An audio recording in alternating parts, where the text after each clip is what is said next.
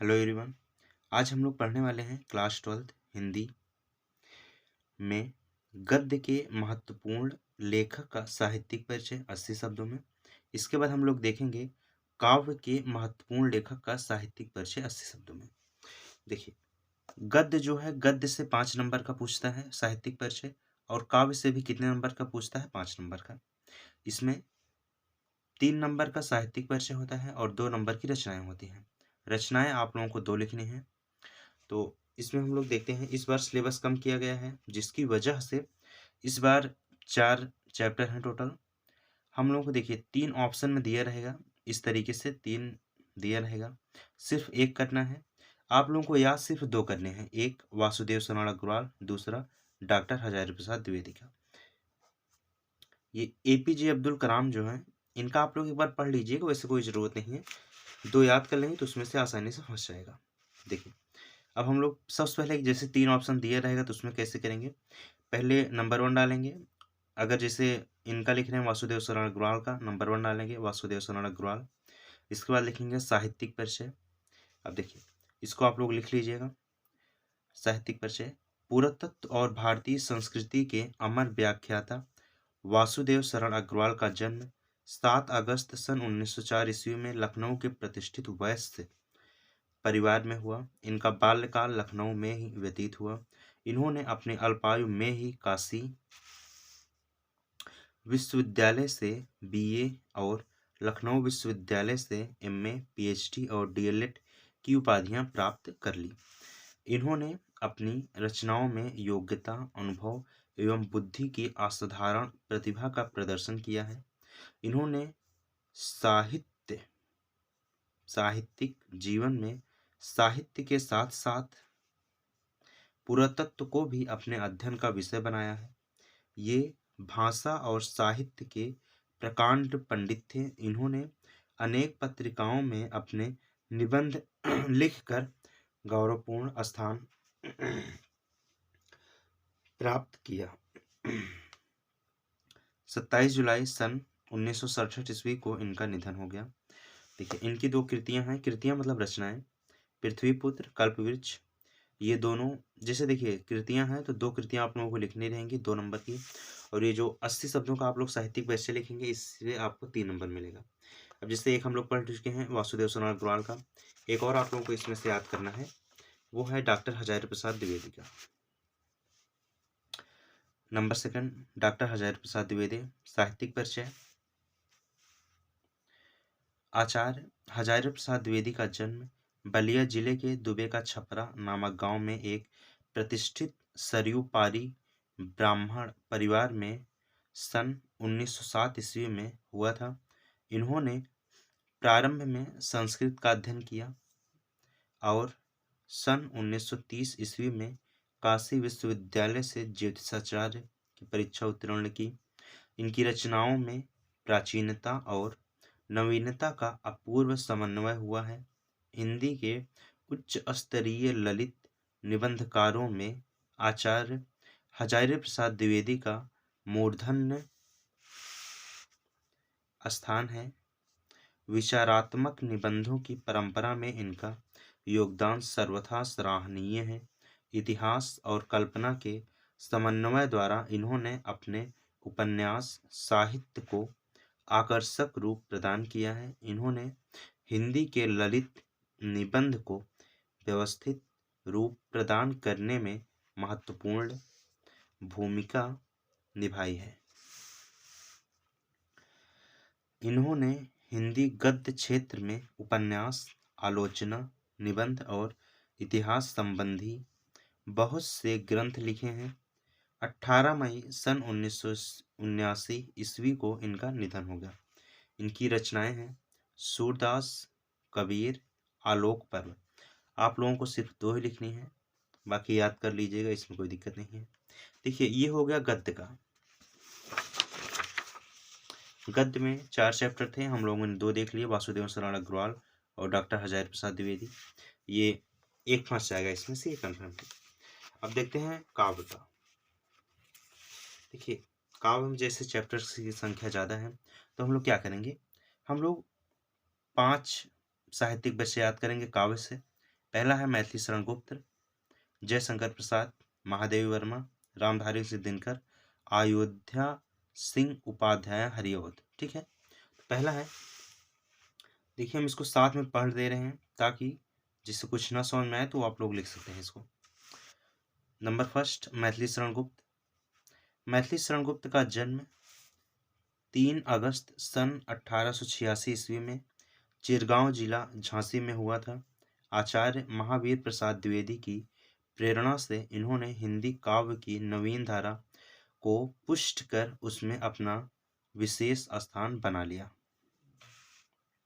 इनकी कविता में देशभक्ति एवं राष्ट्र प्रेम की व्यंजना प्रमुख होने के कारण इन्हें हिंदी संसार ने राष्ट्र कवि का सम्मान दिया। राष्ट्रपति ने इन्हें संसद सदस्य मनोनीत किया।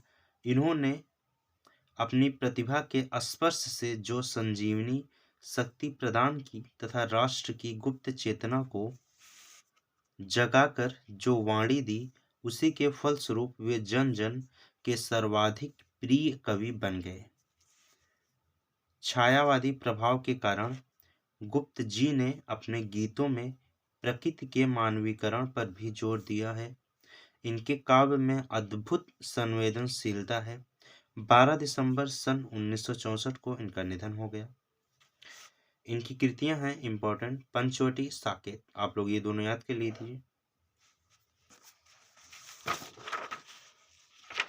इसके बाद दूसरा है जयशंकर प्रसाद।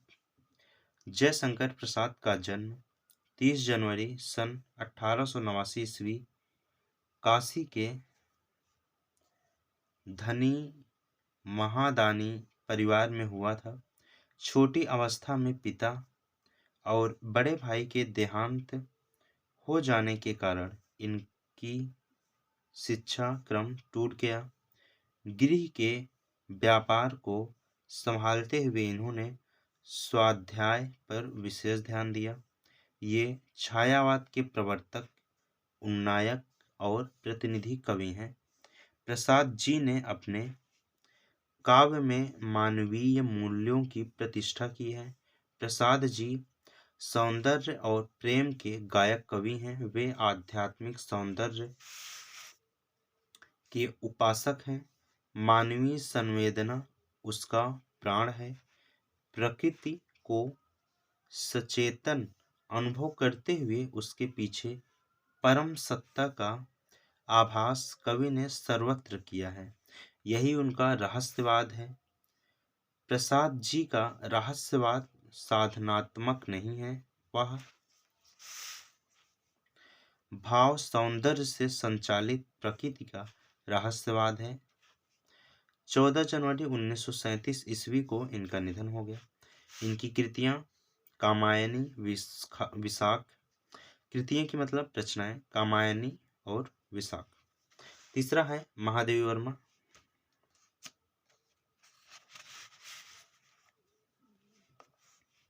महादेवी वर्मा का जन्म सन 1907 ईस्वी में फारुखाबाद नगर में हुआ। इनके पिता का नाम गोविंद प्रसाद वर्मा था। महादेवी वर्मा जी की आरंभिक शिक्षा इंदौर में हुई। सन 1916 ईस्वी में इनका विवाह हो गया।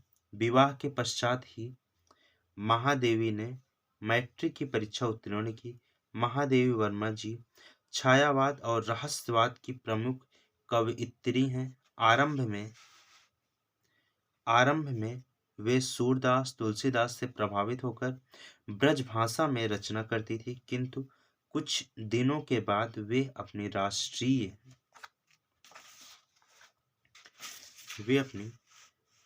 राष्ट्रीय चेतना और वेदना के भावों को लेकर खड़ी बोली में अवतीर्ण हुई। भावुकतायुक्त कविताओं के कारण अपनी विशिष्ट पहचान बनाने वाली कवयित्री महादेवी वर्मा ने मैट्रिक उत्तीर्ण करने के पश्चात ही काव्य रचना शुरू कर दिया था। करुणा एवं भावुकता उनके व्यक्तित्व के अभिन्न अंग थे।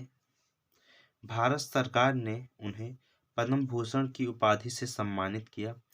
1983 ईस्वी में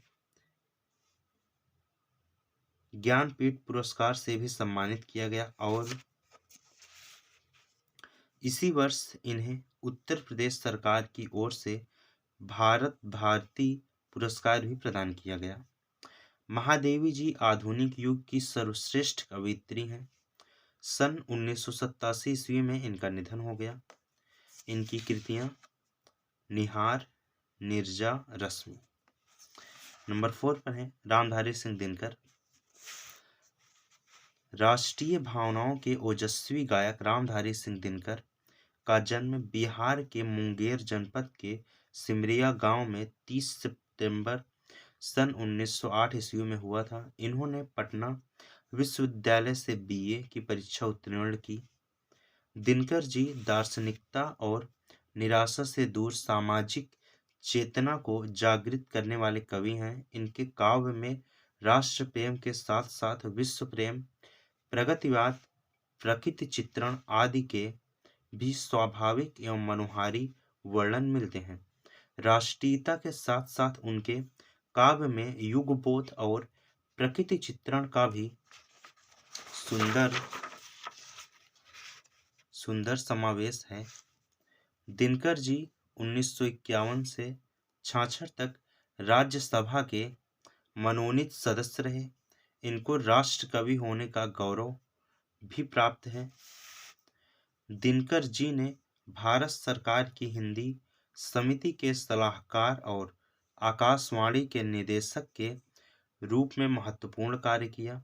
प्रारंभ में दिनकर जी ने कुछ छायावादी रचनाएं लिखी, किंतु बाद में उनकी कविता छायावाद से मुक्त होती गई और उसने छायावाद को आत्मसात कर उसे नया रंग दिया।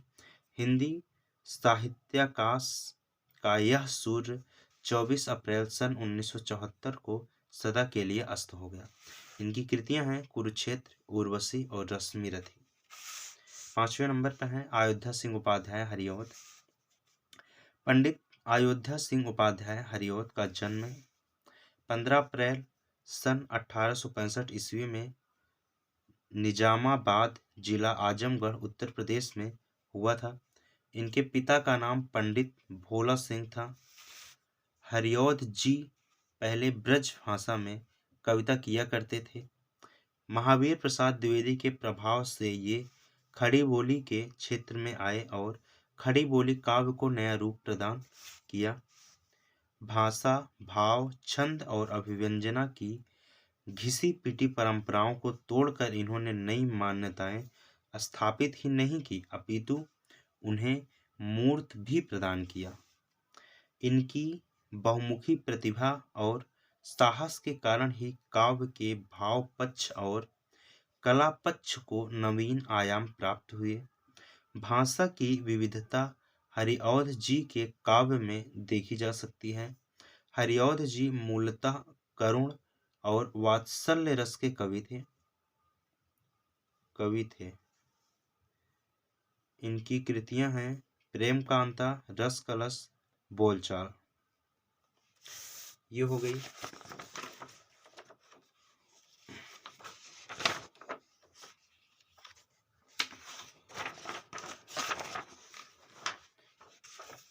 आप लोगों को टोटल 5 गद्य का काव्य का और 2 गद्य का याद करना है। गद्य में वासुदेव शरण अग्रवाल, डॉक्टर हजारी प्रसाद द्विवेदी। और अगर काव्य की बात की जाए तो काव्य में अगर सबसे ज़्यादा इंपॉर्टेंट कोई है तो वो है मैथिली शरण गुप्त, जयशंकर प्रसाद, महादेवी वर्मा और रामधारी सिंह दिनकर। अयोध्या सिंह उपाध्याय हरिऔध का आप लोग देख लीजिएगा अच्छे से, आ भी सकता है नहीं भी आ सकता, लेकिन इन चारों में से कोई ना कोई जरूर आ जाएगा। तो ये हो गया 10 नंबर का आप लोगों का, ये बहुत इंपॉर्टेंट था, तो इसको अच्छे से तैयार कर लीजिएगा। और इसमें से बहुत ज़्यादा चांसेस हैं या मान चलिए कि फंस जाएगा सब, ठीक है।